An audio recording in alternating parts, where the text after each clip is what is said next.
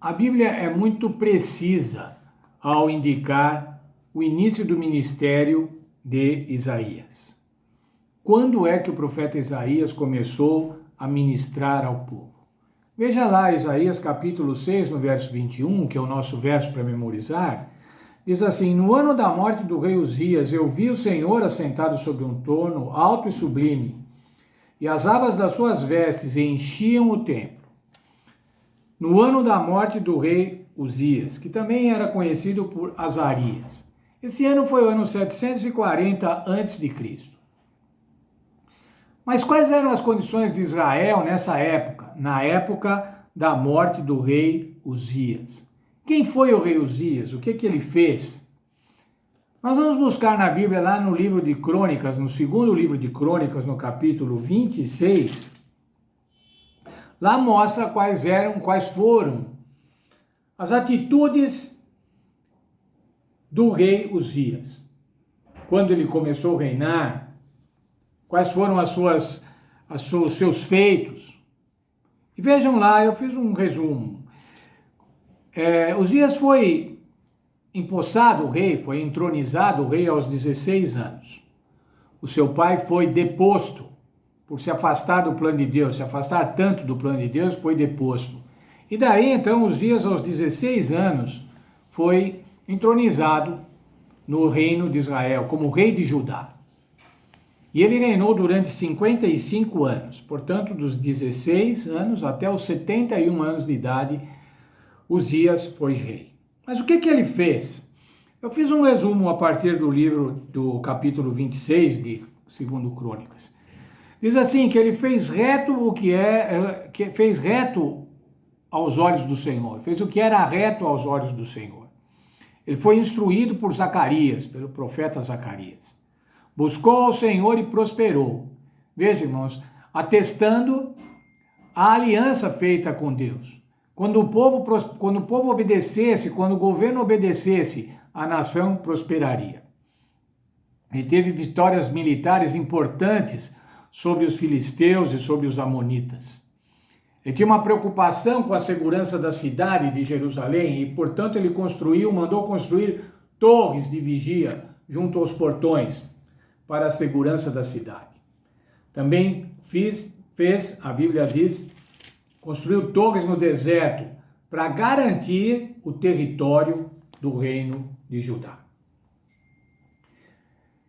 Ele ainda tinha muito gado, prosperou nessa área, na área da pecuária. E a Bíblia diz assim, que ele era amigo da agricultura. Se fosse hoje, a gente diz assim, ele era amigo dos agronegócios. E dessa forma, então, ele tinha poder, ele tinha recursos para ter um grande exército. Um exército totalmente equipado, com armas, e mais ainda, com máquinas de guerra. Mas todo esse benefício, todas essas boas coisas que ele fez, parece que concorreram para que ele se exaltasse, para que ele se julgasse muito melhor do que ele realmente era. Veja lá o livro de Crônicas, 2 Crônicas 26, 16. Lá diz assim, mas havendo-se fortificado, exaltou-se o seu coração até se corromper.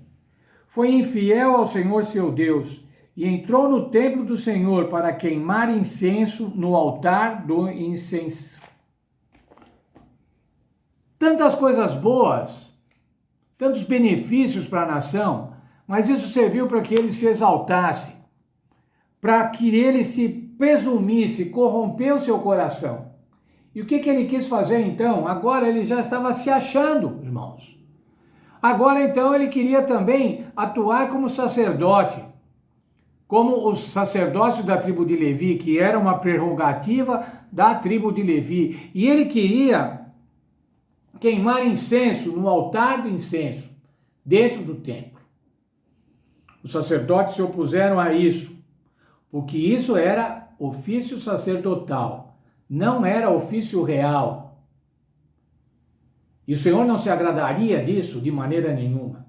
Mas ainda, ao insistir em fazer isso, e ao ser rechaçado pelos sacerdotes, Ele também foi rechaçado por Deus e foi acometido por lepra. Isaías 1:6. Vamos ver lá. Isaías 1:6. Desde a planta do pé até a cabeça não há nele coisa sã, senão feridas, contusões e chagas, chagas podres, não espremidas nem untadas, nem amolecidas com óleo. Esse texto, irmão, se referia a como Deus via o povo de Israel. E agora o rei de Israel, o rei Uzias, estava com lepra, tal como o povo se apresentava doente diante de Deus. Isso custou a ele o afastamento da corte. E a Bíblia mostra lá, ainda no livro de Crônicas 26, que Jotão, o seu filho, assistia, isso é, cuidava dos negócios.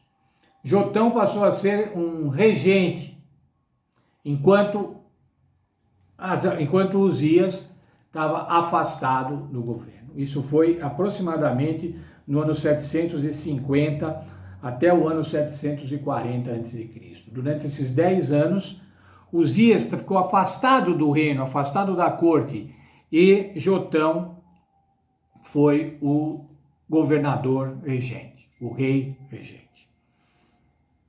O que a gente vê em Uzias, irmãos? A gente vê em Uzias que a soberba e a pretensão e a presunção resultaram em humilhação.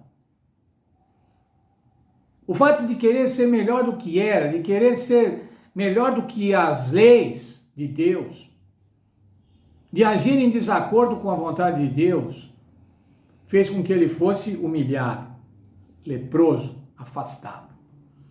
E Isaías, irmãos? Qual era a posição de Isaías? Nós vamos ainda estudar nessa semana. A humildade de Isaías, o seu senso de pecado, o seu senso de pecador, fez com que ele fosse santificado e separado para uma missão. Quando a gente viu, logo no nosso verso áureo, o Senhor estava dando uma visão a ele, e nós vamos ver o desenrolar dessa visão, o lindo capítulo 6 de Isaías. Como era o contexto histórico, irmãos? Como era o contexto histórico? Em 745, na Assíria, Tiglat-Pileser III passou a ter uma campanha de conquistas, campanhas militares de conquistas na região da Palestina, na região do Oriente Médio. Isso era uma ameaça a todas as nações, inclusive a ameaça de Israel.